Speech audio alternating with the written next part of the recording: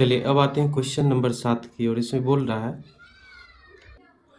प्रमेय 6.1 का प्रयोग करते हुए सिद्ध कीजिए कि एक त्रिभुज की एक भुजा के मध्य बिंदु से होकर दूसरी भुजा के समांतर खींची गई रेखा तीसरी भुजा को समद्विभाजित करते हैं। याद कीजिए कि आप इसे कक्षा 9 में सिद्ध कर चुके हैं। तो चलिए करते हैं क्वेश्चन नंबर 7 को। अब हम प्रमेय 6.1 का प्रयोग करके इसको सिद्ध करेंगे। तो चलिए करते हैं।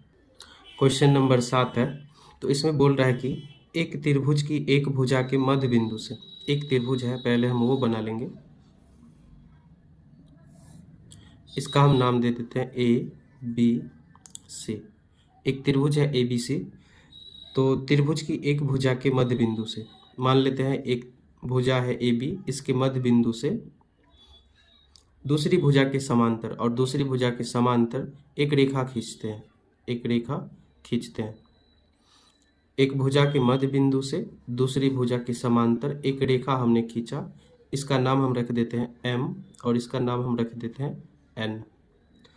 तो खींची गई रेखा तीसरी भुजा को समद्विभाजित करती है। इसमें यह बोला गया है कि एक भुजा के मध्य बिंदु से दूसरी भुजा के समांतर खींची गई रेखा तीसरी भुजा को समद्विभाजित करता है। ये हमें सिद्ध करना है। समद्विभाजित का मतलब दो बराबर भागों में बांटता है, यानी ए एन बराबर का एन सी होगा। ये हमें सिद्ध करना है वो प्रमेय 6.1 का प्रयोग करके।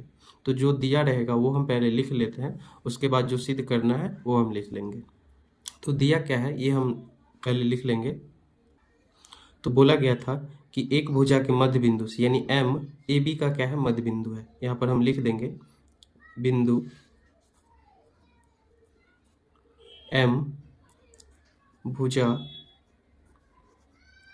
ए बी का मध्य बिंदु है। जब बिंदु एम भुजा ए बी का मध्य बिंदु है तो क्या होगा, ए एम बराबर होगा एम बी का। क्या होगा, यहाँ से हम लिख लेंगे ए एम बराबर होगा एम बी का। अच्छा, यहाँ से अगर हम देखते हैं ए एम बराबर होगा एम बी का, अगर हम इसको बट्टा के रूप में लिखें ए एम बट्टे एम बी तो कितना आएगा, यहाँ से लिख लेंगे। अर्थात अगर हम लिखें ए एम बट्टे का एम बी तो ये दोनों क्या है, बराबर है। अब बराबर है तो कट के कितना आ जाएगा, एक आ जाएगा, क्योंकि ए एम बराबर है एम बी का, ए एम बराबर है एम बी का, दोनों बराबर है तो कट के कितना आएगा, इतना। ये दोनों बराबर है तो ये कट के इतना आएगा। तो ये हो गया यहाँ से। और क्या दिया गया है कि यहाँ पर एम एन समांतर है बी सी का, दूसरा भुजा के समांतर है, यानी एम एन समांतर है बी सी का। तो ये हम लिख लेंगे यहाँ से एम एन समांतर है किसका, बी सी का। तो हमें सिद्ध करना है, क्या सिद्ध करना है, सो हम लिख लेंगे सिद्ध करना है कि ये जो रेखा है, यहाँ पर ये जो रेखा है एम एन, ये तीसरी भुजा को समद्विभाजित करता है। यानी समद्विभाजित का मतलब दो बराबर भाग में बांटता है, यानी ए एन बराबर एन सी हमें सिद्ध करना है। तो यहाँ से हम लिख देंगे सिद्ध करना है कि ए एन बराबर होगा किसके, एन सी का। तो समद्विभाजित तभी होगा जब बराबर होगा। तो ये हमें सिद्ध करना है। चलिए करते हैं। यहाँ से इसको हम क्या करेंगे, समीकरण 1 मान लेंगे। अब यहाँ से हम देखेंगे ए बी सी त्रिभुज में प्रमेय 6.1 का उपयोग करना है हमें। तो यहाँ पर दिया गया है एम एन समांतर है, तो थेल्स प्रमेय का हम प्रयोग करेंगे। एम एन समांतर है बी सी का, तो क्या होगा, ए एम बट्टे का एम बी बराबर होगा ए एन बट्टे के एन सी का। कौन से त्रिभुज, त्रिभुज ए बी सी में। तो प्रमेय 6.1 को ही कहते हैं हम थेल्स प्रमेय। तो यहाँ पर हो जाएगा त्रिभुज ए बी सी में दिया है कि एम एन समांतर है किसके, बी सी का। तो जब समांतर होगा तो प्रमेय कितना से, प्रमेय 6.1 से, यानी यही है थेल्स प्रमेय। यहाँ पर एम एन समांतर बी सी का, तो ए एम बट्टे का एम बी बराबर होगा ए एन बट्टे के एन सी का। ये हम लिख देंगे